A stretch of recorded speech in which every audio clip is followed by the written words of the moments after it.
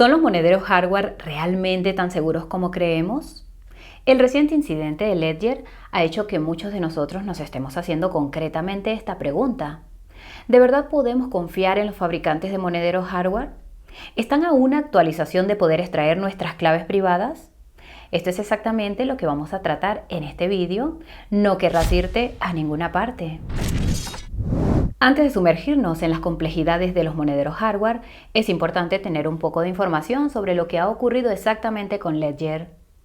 Hace poco más de 2 semanas decidieron lanzar su servicio Recover. Se trataba de una función opcional que permitiría recuperar un dispositivo en caso de pérdida de la frase de recuperación, las famosas 12 palabras aleatorias. La forma de hacerlo consistía en dividir la frase de recuperación en diferentes fragmentos que se enviarían a 3 terceros de confianza: Ledger, CoinCover y otro proveedor.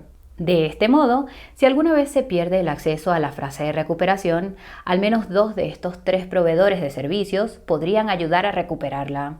Todo por el módico precio de solo $9.99 al mes. Suena interesante, ¿verdad? Pues bien, eso es así hasta que te das cuenta de 2 detalles muy importantes. En primer lugar, para utilizar esta función es preciso proporcionar algún tipo de identificación. Por lo tanto, es necesario confiar en que esta información no saldrá a la luz ni se compartirá con nadie. Pero lo que quizá hizo saltar las alarmas fue la idea de que las frases de recuperación podían ser extraídas del dispositivo. Eso va en contra de todo lo que se pensaba sobre los monederos hardware. Es decir, que la clave privada permanecía en el dispositivo y nunca podía ser expuesta o extraída de ninguna manera. El alboroto que se generó fue rápido y despiadado. El jefe de seguridad de la información de Polygon Labs dijo en Twitter, citamos: "El problema es que los fragmentos de las claves encriptadas se envían a 3 empresas y pueden reconstruir tus claves". El popular tuitero DC Investor dijo, citamos: "¿Qué demonios estáis haciendo? Esto va rápido en la dirección equivocada. Recomiendo que nadie actualice este firmware". Hubo muchas otras personas que fueron mucho menos generosas con sus palabras y el primer día de lanzamiento, Ledger se puso en modo de extinción de incendios en el ámbito de las relaciones públicas. Decidieron organizar un Twitter Spaces el día de lanzamiento y se esforzaron en señalar que se trataba de una función opcional y que la gente no tenía por qué utilizarla si no quería. Además, los usuarios podían negarse a actualizar el firmware que incluía esta función. No obstante, esto planteaba más preguntas que respuestas. Por un lado, ¿proporcionaría Ledger una actualización de firmware independiente que no incluyera esta funcionalidad? No es lógico esperar que los usuarios no actualicen sus dispositivos a perpetuidad. Con el tiempo, quedarían obsoletos y no serían compatibles con determinadas apps. Pero quizá la pregunta más apremiante que surgió fue si Ledger tenía la capacidad de emitir una actualización de firmware que permitiera extraer las claves privadas. En esencia, ¿están nuestras claves privadas a una actualización de firmware envenenada de ser filtradas? ¿Cuánta confianza debemos depositar en la gestión que hace Ledger de sus actualizaciones de firmware? No es que Ledger tenga el mejor historial en cuanto al almacenamiento de datos de los clientes. Hace unos años sufrió una filtración de la base de datos de correos electrónicos que conmocionó al sector. Incluso si confiamos plenamente en Ledger, ¿qué hacemos en una situación en la que reciban una citación o similar? Por ejemplo, una agencia del gobierno que les obligue a publicar una actualización del firmware que incorpore la funcionalidad. La reacción no hizo más que empeorar para Ledger al día siguiente. Las declaraciones que hicieron en Twitter solo empeoraron la situación ya de por sí mala. El motivo son otras declaraciones previas en las que se afirmaba que las claves privadas nunca abandonaban el chip del elemento seguro. Concretamente, en un tuit de noviembre del año pasado dijeron, citamos: "Una actualización de firmware no puede extraer las claves privadas del elemento seguro". Vaya. Ahora bien, aunque la comunicación fue pésima, plantea cuestiones importantes. No solo sobre los dispositivos Ledger, sino sobre los monederos hardware en general. Empecemos quizás por el mayor error del imaginario colectivo, que ningún dato clave puede salir del dispositivo. Para ello, vamos a apoyarnos en este hilo de tweet de Haseeb Qureshi, socio director de Dragonfly. Nos presenta 2 infografías. La primera muestra cómo pensábamos que funcionaban los monederos hardware como Ledger y la otra cómo funcionan en realidad. El chip del elemento seguro es más como un pequeño ordenador que también contiene en su interior el sistema operativo de Ledger. Esto significa que las actualizaciones del firmware de Ledger pueden afectar al funcionamiento del elemento seguro. Por tanto, se puede programar para que devuelva todo lo que se le pida. En realidad, esto es necesario para que el dispositivo pueda actualizarse y admitir cadenas de bloques más recientes. Cada vez que se instale una nueva app en el dispositivo, esta podrá, en principio, extraer los datos de la clave privada. Esto se debe a que para admitir estas nuevas cadenas tendrán que crear una nueva clave derivada de la clave maestra del dispositivo. También te dejaremos un enlace al hilo del CTO de Ledger en la descripción, ya que explica la mecánica con mucho más detalle. Pero como dejó claro en ese hilo, utilizar un monedero hardware requiere una, citamos, cantidad mínima de confianza. Esto significa que cada vez que has tenido que aprobar una actualización en un dispositivo Ledger, has tenido que hacer uso de esa confianza. Como todos sabemos, confianza es una palabra delicada en el sector de las criptomonedas. Va en contra del espíritu sobre el que se construyen las cadenas de bloques sin confianza. Además, como hemos mencionado antes, no se trata de confiar en Ledger per se, sino de confiar en que no tendrán que cumplir ningún tipo de petición del gobierno. El cofundador y ex CEO de Ledger publicó un artículo en Reddit en el que abordaba la crisis y decía que técnicamente los gobiernos podrían recuperar los fragmentos y, citamos, acceder a tus fondos. No obstante, se refería al contexto de la recuperación de fragmentos y no a la emisión de actualizaciones envenenadas, pero seguramente el principio debería ser el mismo. Ahora bien, una de las razones por las que se ha producido esta falta de comunicación y el consiguiente desastre en materia de relaciones públicas es que el código de Ledger era código cerrado. Los usuarios nunca habían podido acceder a los repositorios y ver cómo funcionaba el elemento seguro, de ahí la sorpresa. El resultado ha sido que muchas personas han pedido que el código sea ahora de código abierto y Ledger ha dado su brazo a torcer.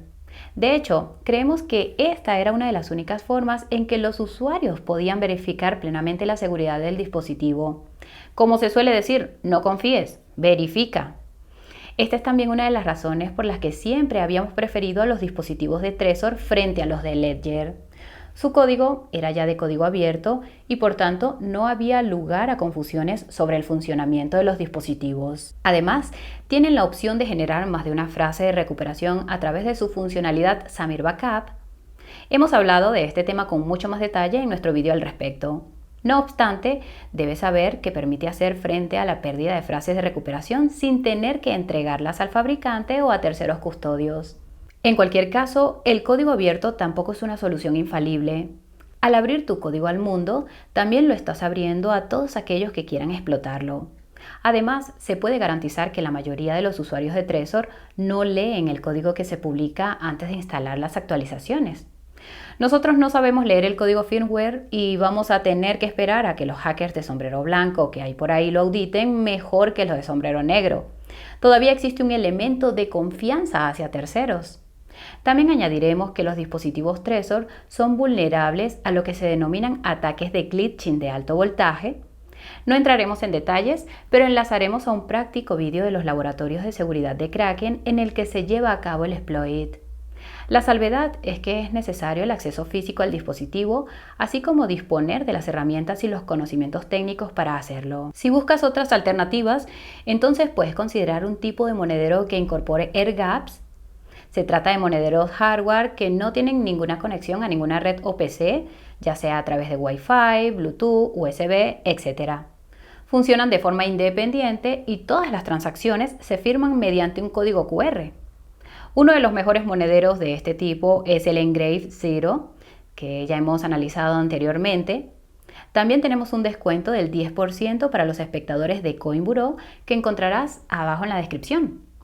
No obstante, tenemos que señalar que su código es de código cerrado, por lo que hay otro elemento de confianza a nivel de base en las actualizaciones de firmware. No obstante, al parecer, el equipo tiene la intención de publicar una hoja de ruta para abrir su código, así que estate atento. Hay muchos otros monederos hardware que podrías considerar. Dejaremos enlaces a todos los vídeos y artículos que tenemos sobre ellos en la descripción. Te sugerimos que compres más de uno y repartas tus criptomonedas entre ellos. La diversificación no solo es útil en lo que se refiere a los activos que compras, sino también a la forma de almacenarlos. Esto nos lleva a la gran pregunta de qué significa esto para Ledger, para nosotros los usuarios y para el sector de los monederos hardware en general. Pues bien, creemos que la primera y más importante lección que cualquiera puede sacar de esta situación es la importancia de una comunicación cristalina por parte de las empresas sobre lo que exactamente se puede y no se puede hacer con sus productos.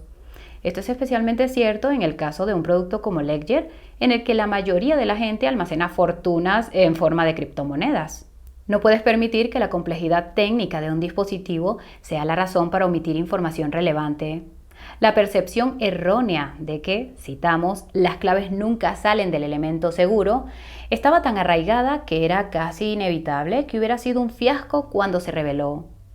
En cuanto a la función Recover, lo más seguro es que no la usemos ni actualicemos en nuestros dispositivos.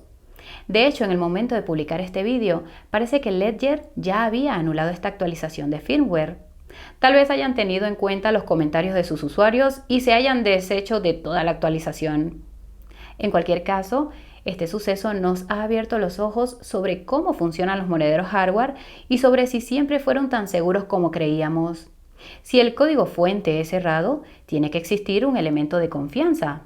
Confianza en que no se están desarrollando actualizaciones firmware que algún día podrían amenazar la seguridad de nuestros activos. Aún así, el código de código abierto tiene sus riesgos.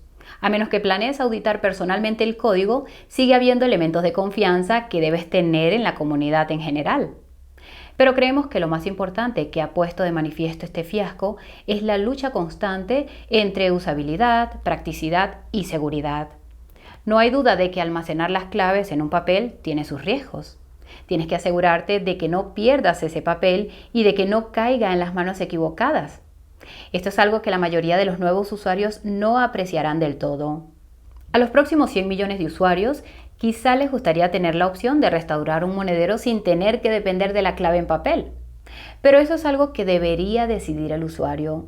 No deberían tener que depender de terceros proveedores de servicios que utilicen su información de identidad. Tal vez un sistema parecido al Samir Backup de Trezor habría sido una opción mejor. Pero de nuevo, ¿es una solución fácil de usar para los novatos? ¿Siguen queriendo estos usuarios tener copias de seguridad en papel?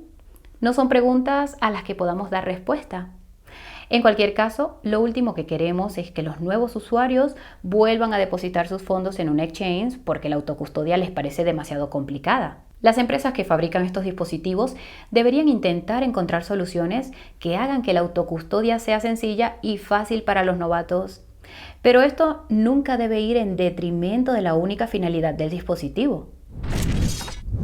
Esperamos que este vídeo te haya resultado útil. Como es habitual, nos gustaría conocer tu opinión. ¿Qué opinas de esta crisis? ¿Has considerado otros monederos hardware? Háznoslo saber en los comentarios.